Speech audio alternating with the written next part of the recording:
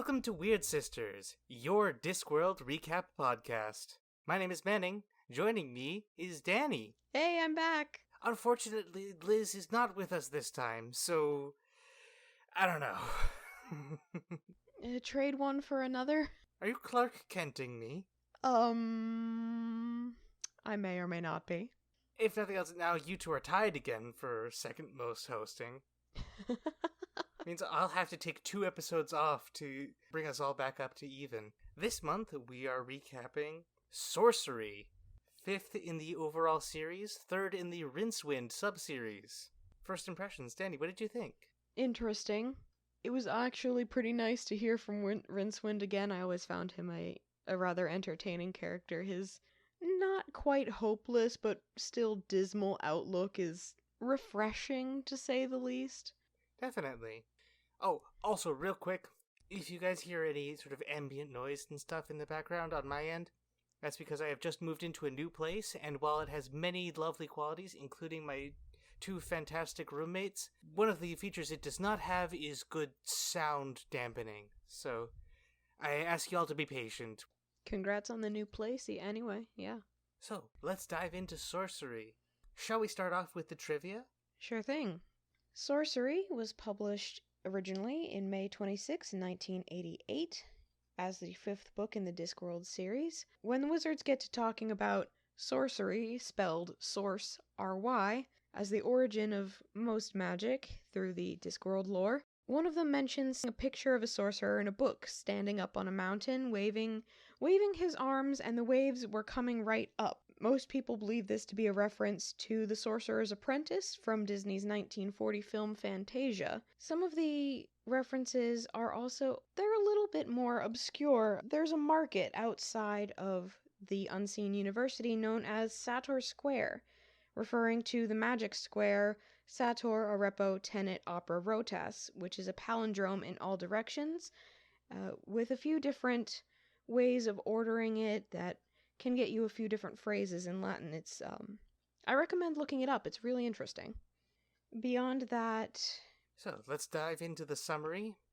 Assisted, as always, by the secret extra sister who lives in the scullery of a castle constructed of pure magic. Sourcery opens with Ipslor the Red and his infant child. As the 8th son of an 8th son, Ipslor is a wizard. The baby he holds, his own 8th son, is a font of magical power, a sorcerer. So the pun on sorcerer seems to have been the impetus for this whole story. What do you think of it?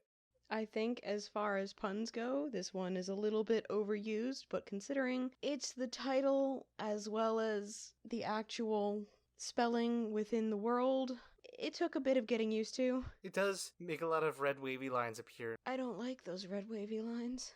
Would the story have been improved if sorcerer was spelled properly within the text? If it was just the title, it wouldn't exactly make much sense, because then people would be like, why is the title spelled that way? But having it explained repeatedly kind of helped, although it doesn't really help the pronunciation because I kept reading it as sorcerers.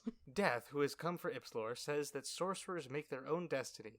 Ipslor rejects that statement and asserts that his son, named Coin, will be the leader of all wizards and ruler of the world unless he throws away his staff. It is shortly revealed that said staff is a hidey hole for Ipslor's mind, allowing him to survive and influence Coin's development. Death is frustrated by this turn of events, but he has no choice except to let it unfold. Ipslor is a surprisingly nuanced character compared to previous Discworld villainous figures, at least in the opening scene. There's a lot of emotion implied in the discussion of his wife, his other sons, and him being rejected from the university. Starting out, I didn't quite know what to think of him.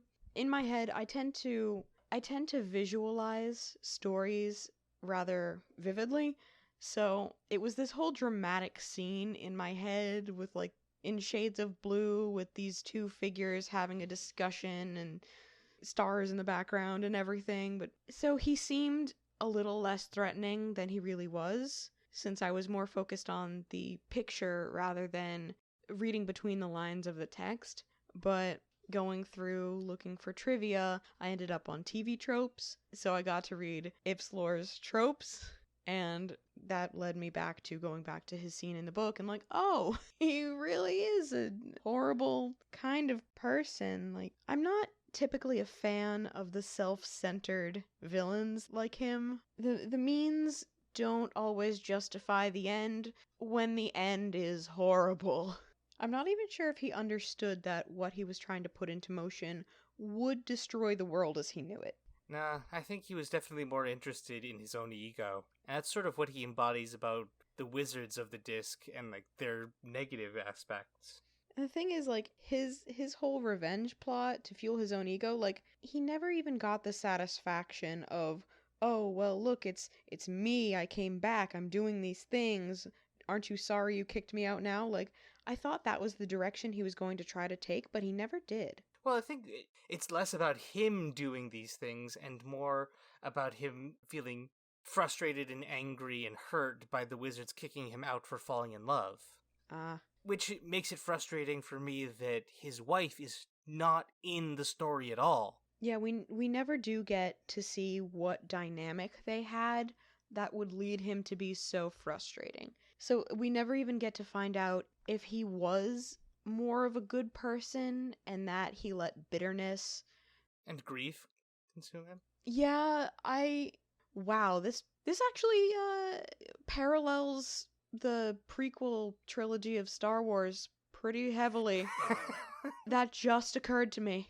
If you'll permit me a digression, it does seem like we are currently entering the period of time where people who grew up in the prequels are bringing more discussion about how the prequels are not actually that bad, all things considered.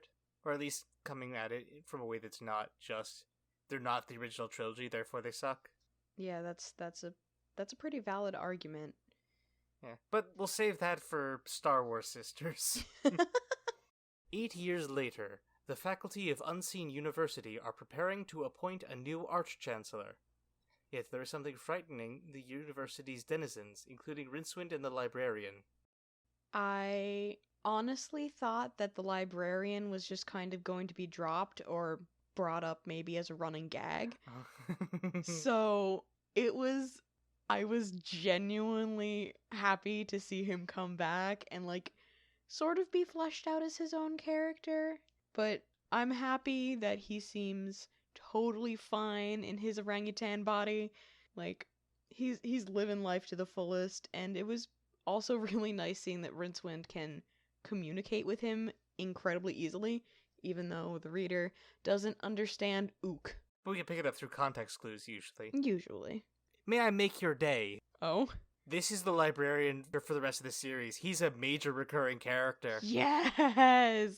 Honestly, he's one of the best parts of the overall series. He takes no prisoners. It's great. He's definitely definitive for the Discworld series. Like, it'd be like the Lord of the Rings without Gimli, you know what I mean? Ooh, that's a harsh blow.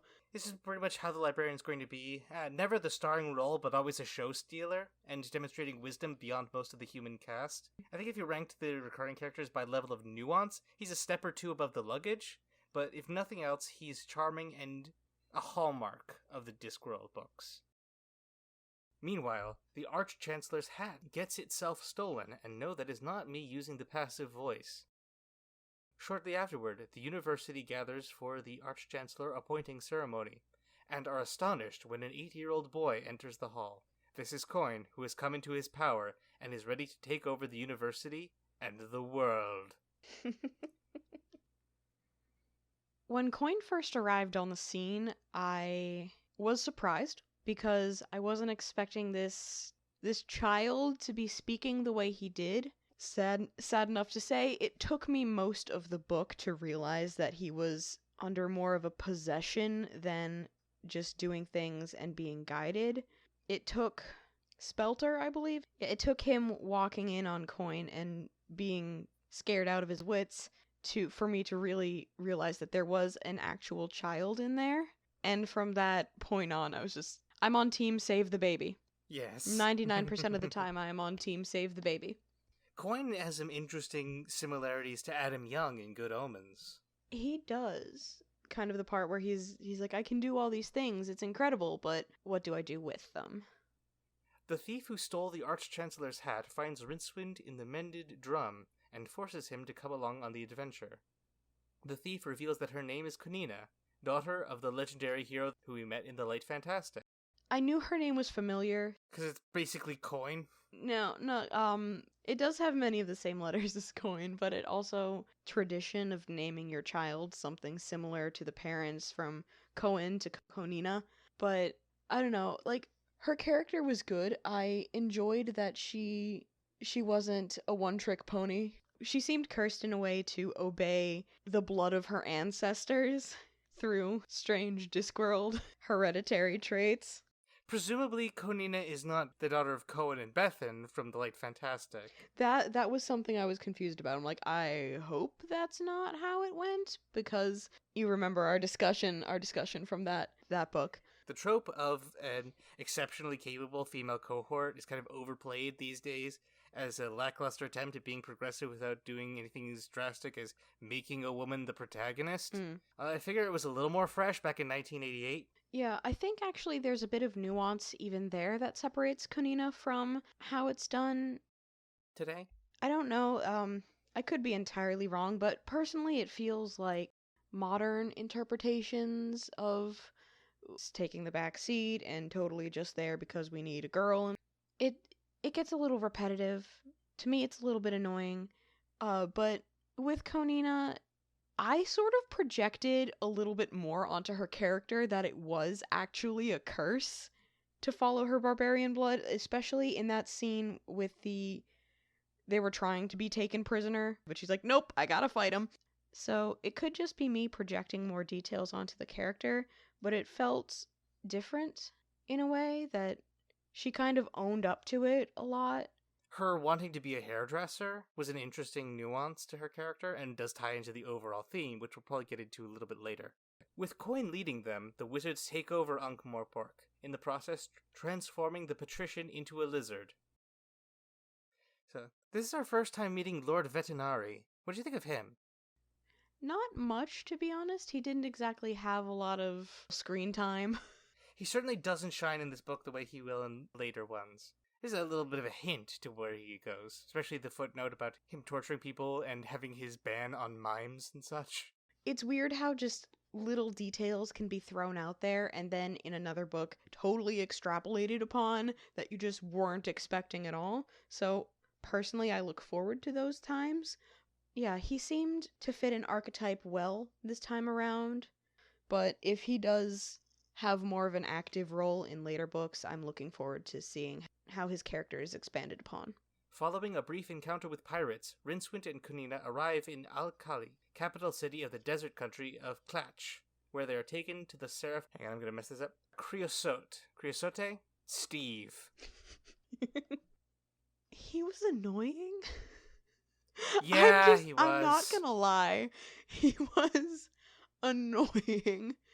But yeah, probably the least necessary character in this story. I enjoyed that he was used, though, as a conduit into the meta explanation about sparks of inspiration falling into people's heads. Because, I mean, if that's how it worked in our world, it would explain so much.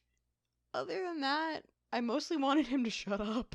The Seraph's Vizier takes the Arch-Chancellor's hat and Rincewind is thrown into the Snake Pit, where he meets the barbarian hero in training, Nigel. He was a fun character. I enjoyed his pantomime introduction. At the same time, he felt a little bit lacking, probably because we're used to the I'm not so good at what it is that I do from Rincewind.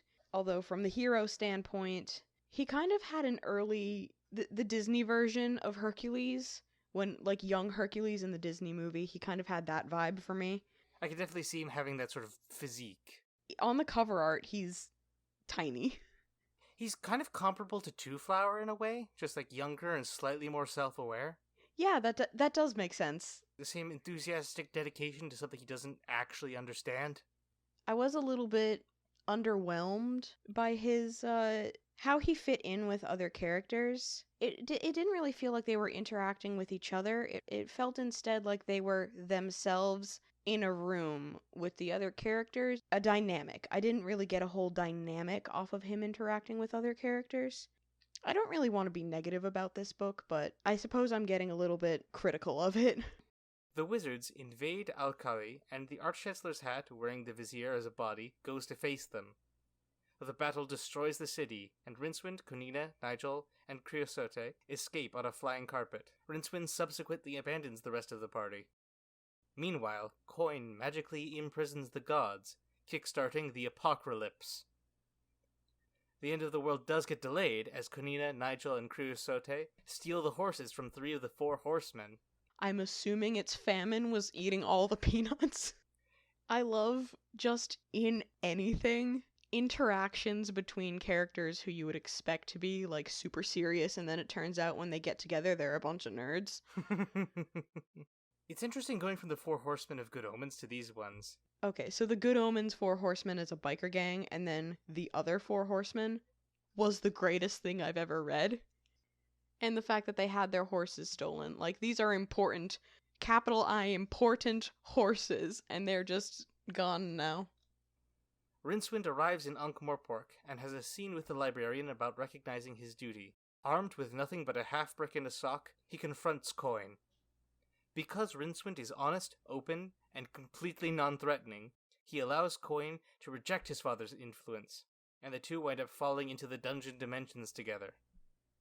Meanwhile, Nigel faces down the ice giants. I have mixed feelings about this scene. Nigel taking his anger out on Kunina is a very human moment. He's scared and guilty and mournful, and it's manifesting his anger. But structure-wise, this is his big moment when he becomes the hero that he wants to be. And I think it's undercut by him being so mean to the woman that, like, we haven't said in our discussion, but the narrative explicitly states he loves and who loves him. It feels like a statement about, if you want to be a man, you have to be a dick, and I don't like that at all. Is, like, just an interpretation, but I think it's not contradicted by the text.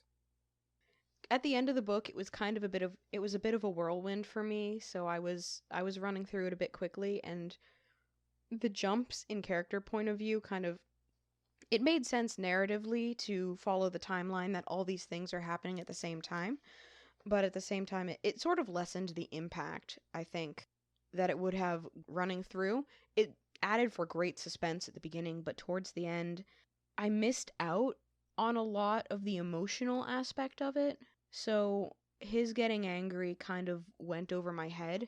I'm definitely going to go back and reread the scene so I can get a deeper understanding of it, but at this point in time, he still feels flat to me. Just gonna spoil for you now, I don't think we see these two ever again. Okay. I don't think I've mentioned to you or to the audience before, there are a few Discworld books that I've missed. It's possible that some things do come back that I don't know about. Oh, well, that'll certainly be fun if we get to one that all of us have not read before. The next book in the Wizard series is one that I haven't read Fresh yet. eyes for everyone. Coin and Rincewind are in the dungeon dimensions, surrounded by its horrible creatures. Rincewind distracts them long enough for Coin to escape, allowing himself to be trapped. The librarian breaks the gods out of their magical prison, sealing away the ice giants just before they crush Kunina and Nigel. The luggage, who has had a whole separate adventure, leaps into the rift to the dungeon dimensions, just as it closes. Yeah, the luggage was good, but I didn't see him, or it rather. It just kind of was there this time around. Not nearly as threatening without Two Flower around to juxtapose, I suppose. But, like, the luggage is kind of a one-note character. Although this book does, I think, all it can do with that character. Having it get rejected and just sort of dealing with the emotional outcomes of that. Sort of going on a journey of self-discovery in the desert. Yeah, that was funny. That was genuinely funny. This everyone trying to ignore this thing, getting itself drunk, while simultaneously stepping back from their own drink, just in case. But yeah, I feel like that was the luggage's high for this book. I'm a little concerned that the luggage humor has been used. I'm sure there are more things to do in context with other stories, but don't let me down, Terry Pratchett. Creosote goes off to a tavern. Nigel and Kunina start a life together, and Coin, lost without his father's influence, leaves the disc for a pocket dimension. The world is saved, but Rincewind is gone. Bit of a downer ending. Yeah, not what I saw coming, but all things considered, it made sense. Gotta come out and say it, this is not my favorite Discworld book. It still, has its moments, definitely. There were certainly themes that I enjoyed, like the whole apocalypse, especially bouncing right off of Good Omens. I know I wasn't in that discussion. You'll have your chance, no worries. I will. I will get to rave about death later on. So, time for the casting call, then. For Rincewind, actually, we didn't really cast him in previous episodes. I want to take back one I said from the Mort one, because John Mulaney is perfect for Rincewind. Oh my... How did you know that I spent last night on Netflix for at least 2 hours watching John Mulaney? For Coin, Bryce Geiser. What's he been in? He was in Wonder and A Dog's Purpose. Yeah, I just pulled it up. Yeah, I can see that. For Kanina, it feels like kind of a waste on a character that doesn't come back more often. Tessa Thompson would do really well. For Nigel, this is one you'll have to look up. Uriah Shelton, he was an actor in The Glades. For Creosote, DJ Khalid. Oh my gosh. Given that we're almost at the end, it's about time for the favorite footnote. The study of genetics on the disc had failed at an early age when wizards tried the experimental crossing of such well-known objects as fruit flies and peas. Unfortunately, they didn't quite grasp the fundamentals, and the resultant offspring, a sort of green bean thing that buzzed, led a short, sad life before being eaten by a passing spider. So, that's the end of this episode. I want to thank Willow Carter for our theme music, and you for listening. And Dani for being here with me. Hopefully Liz will be back with us next time. Check your local library, because it's our title book, Weird Woo! Sisters! Yes! I'm excited. Alright, until next time, the turtle moves.